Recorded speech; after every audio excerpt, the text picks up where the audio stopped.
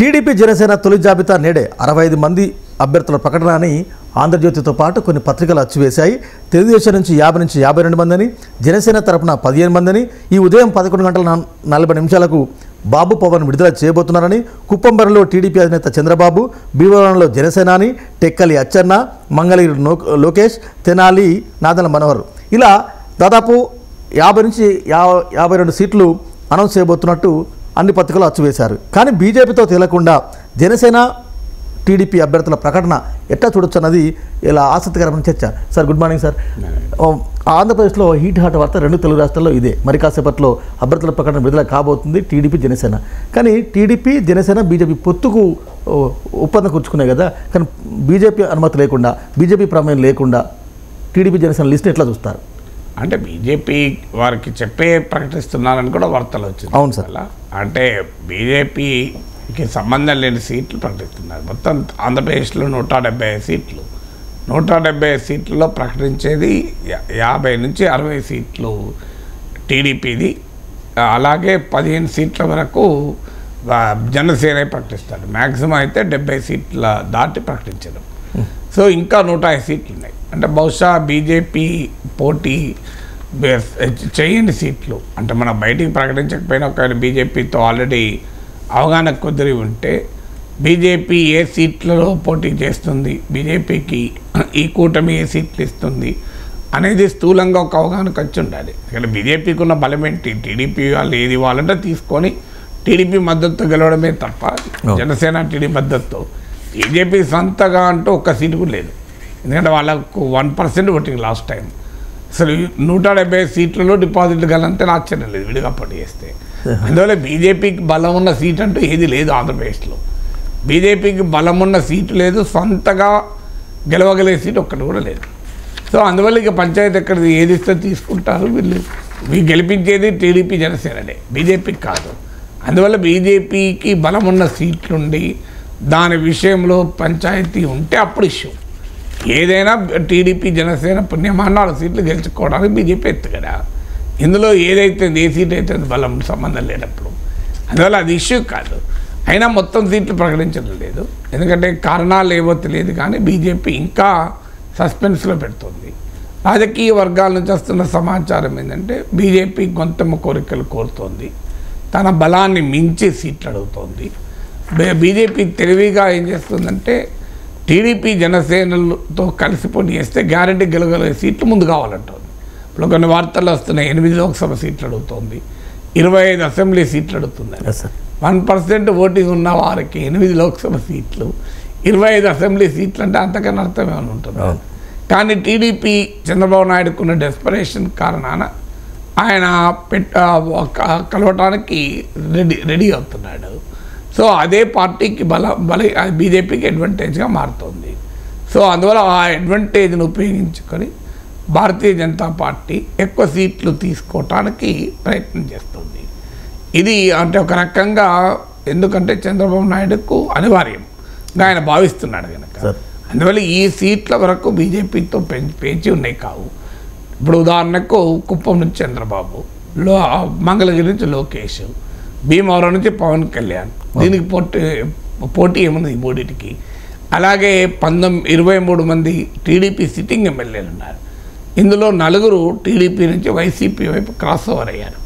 So మీకు బలరాము, అలాగే మీకు వంశీ, గిరి, ఇలా ఒక 4 టీడీపీ ఎమ్మెల్యేలు వైసీపీకి వెళ్ళారు.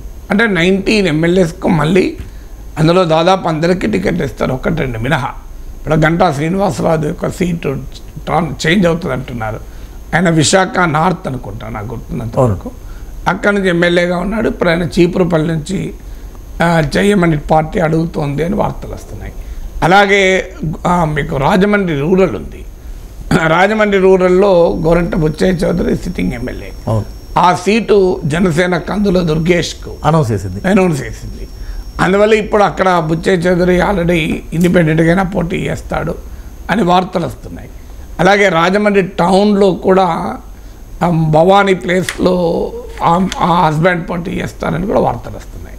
సో ఇలా కొన్ని చేంజెస్ ఉన్నా కూడా ఓవరాల్గా ఒక్కటి రెండు మినహా మొత్తం సిట్టింగ్ ఎమ్మెల్యేని కూడా టీడీపీ రీనామినేట్ చేస్తుంది. అందువల్ల ఇప్పుడు కొన్ని సీట్లు ఉన్నాయి. తెనాలి సీటు ఆడ జనసేన తరఫున నెంబర్ 2గా ఉన్న నాదెళ్ల మనోహర్ మాజీ స్పీకర్, ఆయన పోటీ చేయాలి. అక్కడే టీడీపీకి కూడా బలమైన అభ్యర్థున్నాడు. సో అలాంటివి కూడా బహుశా క్లించ్ అయి ఉంటే ఇప్పుడు ప్రకటిస్తారు. ఎందుకంటే నాదెళ్ల మనోహర్ ప్రకటించకపోతే రాంగ్ మీనింగ్ కూడా వస్తుంది. మరి ఇలా అగ్రిమెంట్ అయినవి అండ్ ఆల్రెడీ 4 సీట్లు ప్రకటించే ఉన్నాయి. మండపేట, అరకు టీడీపీ ప్రకటించింది, రాజోలు, రాజానగరం మీకు జనసేన ప్రకటించింది. సో అందువల్ల కొన్ని సీట్లు ఆల్రెడీ ప్రకటించి ఉన్నారు కూడా. అందువల్ల ఇవి వివాదము లేని 60 నుంచి 70 సీట్లు ప్రకటిస్తారు.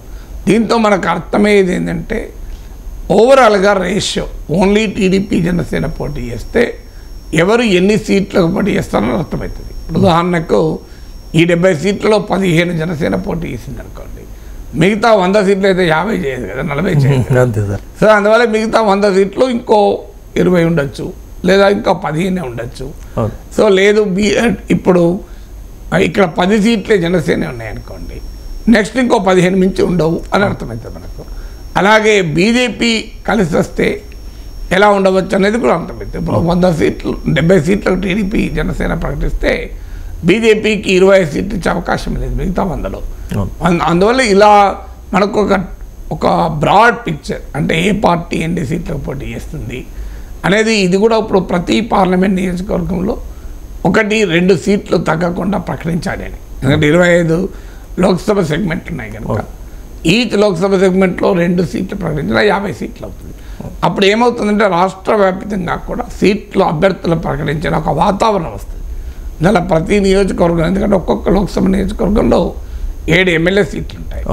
7లో 2 ప్రకటించారనుకోండి, నీకు రాజకీయ వాతావరణం రాష్ట్రమంతటా, అంటే రాష్ట్రమంతటా టీడీపీ జనసేన అభ్యర్థులు ఖరారయ్యారు అన్న వాతావరణం కూడా ఏర్పడుతుంది.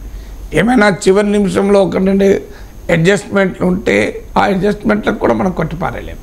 ఎందుకంటే మనం తెలంగాణలో కూడా చూసాం, ఆఖరి నిమిషంలో కూడా అభ్యర్థులు 1-2 మారితే మారవచ్చు. బట్ ఓవరాల్గా వివాదము లేని, ఇబ్బంది లేని సీట్లు ప్రకటిస్తారు. ఎందుకంటే తాడేపల్లిగూడెంలో 2 పార్టీల మీటింగ్ ఉంది. ఇందులో ఆసక్తికరమైన విషయం ఏంటంటే బీజేపీ ఇంకా తేల్చలేదు. పురంధేశ్వరి స్టేట్మెంట్ చూశాను పొద్దున. సో ఇంకా మా జాతీయ నాయకత్వం ఏమీ చెప్పలేదు, మేము 175లో అసెంబ్లీ సీట్లు, 25 లోక్సభ సీట్లకు మేము సన్నాహాలు చేసుకుంటున్నాం, అప్పుడు రేపు పొత్తంటూ ఉంటే అప్పుడు చూసుకుంటామన్నారు. ఈలోగా రాజ్నాథ్ సింగ్ పిలిపించి ఒక మీటింగ్ కూడా పెట్టాలని బీజేపీ చూస్తుంది. దీన్ని బట్టి ట్రెండ్ చూస్తుంటే టీడీపీ జనసేన పైన బీజేపీ మ్యాక్సిమం ఒత్తిడి తెచ్చి ప్రయోజనం పొందాలి అన్న ఆలోచనలో ఉన్నట్టు కనబడుతుంది.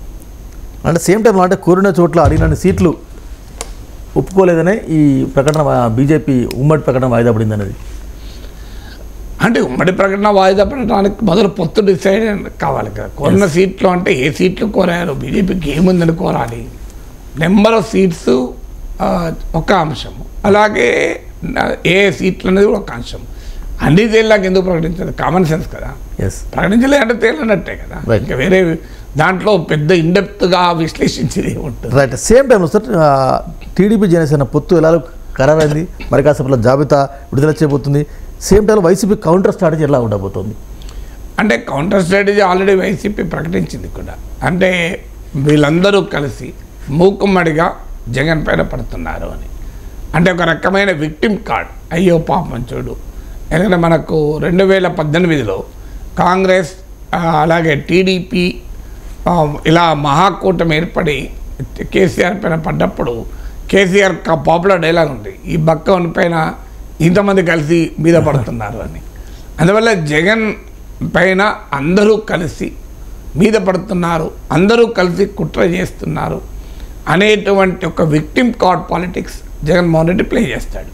అంటే జగన్ వర్సెస్ ఆల్, జగన్ను ఓడించడానికి, జగన్మోహన్ రెడ్డిని దెబ్బతీయడానికి ఇంతమంది కలిసి వస్తున్నారు అని. రెండవది ప్రతిపక్షాల బలహీనత, చంద్రబాబు నాయుడు బలహీనత. అంటే సొంతగా గెలవలేడు, ఆయన పొత్తులు పెట్టుకుంటే తప్ప గెలవలేడు.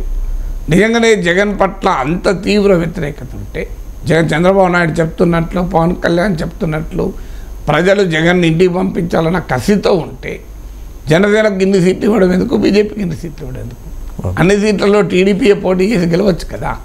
నిజంగానే ఆ వాతావరణం ఉంటే టీడీపీకి ఎవరితో సంబంధం లేకుండానే 100 సీట్లు గెలుచుకునే వాతావరణం రాష్ట్రంలో ఉంటే, అంటే ప్రజలు జగన్మోహన్ రెడ్డిని ఓడించడానికి తహతలాడుతుంటే జగన్మోహన్ రెడ్డికి ప్రధాన ప్రత్యర్థి చంద్రబాబు నాయుడే. ఎవరైనా వైసీపీని రేపు ఓడించగలిగే శక్తి టీడీపీకి ఉంది కనుక ఆటోమేటిక్గా యాంటీ ఇన్కంబెన్సీ ఓట్ అంతా టీడీపీ వెనకాల ర్యాలీ అయ్యి టీడీపీ భారీగా గెలవాలి. మరి ఎందుకు పొత్తులు పెట్టుకుంటున్నది అంటే అర్థం అక్కడే అర్థమవుతుందిగా జగన్ బలంగా ఉన్నాడని. జగన్ బలంగా ఉన్నాడు కనుకనే ఆయనను ఒంటరిగా ఎదుర్కోలేడు కనుకనే మిగతా వాళ్ళని కలుపుకొని వస్తున్నాడు అంటే అనేటువంటి సెకండ్ అంశం. అంటే ఒకటి మొదటిది విక్టిమ్ కార్డ్ పాలిటిక్స్ అయితే, రెండవది జగన్ స్ట్రాంగ్ మ్యాన్ నెరేటివ్. అంటే జగన్ చాలా బలంగా ఉన్నాడు, దానికి ఉదాహరణే ఒంటరిగా ఎదుర్కోలేక చంద్రబాబు నాయుడు వేరే అందరితో కలిసి వస్తున్నాడు అని. మూడవది చంద్రబాబు నాయుడు పొత్తుల్లో ఉన్న ఇన్కన్సిస్టెన్సీ. అంటే గతంలో బీజేపీని విమర్శించి మోడీని వ్యక్తిగతంగా కూడా అవమానకరంగా మాట్లాడి ఇప్పుడు మళ్ళీ మోడీ విజనరీ అంటూ మోడీ దగ్గరికి వెళ్తున్నారు. సో అంటే చంద్రబాబు నాయుడు క్రెడిబిలిటీ లేని లీడరు. సో ఆయనలో కన్సిస్టెన్సీ ఉండదు. ఆయన ఒకసారి వ్యతిరేకిస్తాడు, ఒకసారి అనుకూలిస్తాడు. ఆయనది ఊసర వెళ్ళి రాజకీయము అని చంద్రబాబు నాయుడు ఈ అలియన్స్ పాలిటిక్స్ డీలెజిటిమైజ్ చేసే నరేటివ్ వైసీపీ మూడవ ఎత్తుగడ. వాస్తవంగా ఈ మూడింటి కన్నా బలమైన ఎత్తుగడ వైసీపీకి ఉండాలి. అది ఆంధ్రప్రదేశ్కి అన్యాయం చేసిన బీజేపీతో ఎలా కలుస్తాడు అని. ఎందుకంటే ఆంధ్రప్రదేశ్ ప్రత్యేక హోదా ఇవ్వలే, విభజన హామీలు అమలు కాలే, స్టీల్ ప్లాంట్ అమ్ముతున్నారు, అలాంటి బీజేపీతో ఎలా కలుస్తాడు అనేది కొంత వైసీపీ చెప్తే చెప్పచ్చేమో, కానీ అది మెయిన్ నరేటివ్గా ఉండదు. ఎందుకంటే బీజేపీతో ఫైట్ చేసే ధైర్యం వైసీపీ కూడా లేదు. అందువల్ల జగన్మోహన్ రెడ్డి కూడా పరోక్షంగా బీజేపీకి మిత్రుడే. చంద్రబాబు నాయుడు ప్రత్యక్ష మిత్రుడైతే జగన్మోహన్ రెడ్డి పరోక్ష మిత్రుడు. అందువల్ల టీడీపీ ఆంధ్రప్రదేశ్కి అన్యాయం చేసిన బీజేపీతో కలుస్తుంటే కూడా దాన్ని తనకు అనుకూలంగా ఒక బలమైన రాజకీయ అంశంగా చేసుకోలేని దుర్బల స్థితిలో వైసీపీ ఉన్నది. అందువల్ల ఇది 4వ అంశంగా ఉంటే ఉండవచ్చేమో, రాష్ట్రానికి అన్యాయం చేసిన బీజేపీతో టీడీపీ కలుస్తోంది అని. కానీ అది ప్రధాన పొలిటికల్ నెరేటివ్గా ఉండదు. అందుకే దాన్ని షర్మిల పట్టుకొని చూడండి చంద్రబాబు జగన్ ఇద్దరు కూడా బీజేపీతో కలుస్తున్నారు అని చెప్పే అవకాశం ఉంటుంది. అందువల్ల 4వ నెరేటివ్గా ఉంటే కొంతమేరకు ఉండొచ్చు బీజేపీతో కలవడం ఏమిటి అని. సో అందువల్ల వైసీపీ ఆ 5వ నెరేటివ్ క్లాస్ స్ట్రగుల్. ఇదివరకే జగన్మోహన్ రెడ్డి చెప్పాడు, నేను పేదలకు పథకాలు ఇస్తుంటే, పేదలకు సంక్షేమం ఇస్తుంటే పెద్దోళ్ళంతా కలిసి వచ్చి అడ్డుకుంటున్నారు. సో నేను పేదలకు మెయిల్ చేయకూడదట. దీనికి చంద్రబాబు నాయుడు, పవన్ కళ్యాణ్, మోడీ అందరూ కలిసి నా మీద పడుతున్నారు అనేటువంటి తన ఈ క్లాస్ పాలిటిక్స్ అని చెప్పాడు. అది క్లాసా కాస్టా తర్వాత కానీ. సో ఆ రకంగా తనకు తాను ఈ ఎన్నికల్లో జగన్ పొజిషనింగ్ చేసుకుంటాడు.